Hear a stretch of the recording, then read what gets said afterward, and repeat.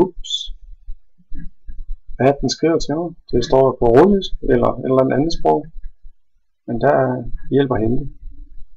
Her foran ser en række menuer. Jeg kan overhovedet ikke tyde, hvad der står her. Det er i hvert fald dårligt. Men jeg klikker lige på dem. Så kommer menuerne ned, som I kender fra den danske udgave. Hvis jeg klikker på den her, så ser jeg hernede, at der er en svensk nøgle eller en skolenøgle. Prøv at klikke på den. Så kommer der en ny menu frem. Muligheder. Her er 2 faneblade. Den der ligger her. Den menu der ligger her til interface. Hvis jeg klikker på den, har jeg i den øverste en mulighed for at ændre sproget. Så jeg klikker på den, og heldigvis skal jeg hernede finde, at der står noget på dansk. Den vælger jeg. Og lige pludselig er det til at tyde, hvad der står her. I baggrunden kan jeg se, at jeg ikke ændrer det nu.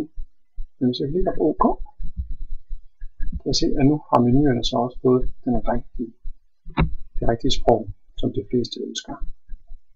Held og lykke med andet sprog.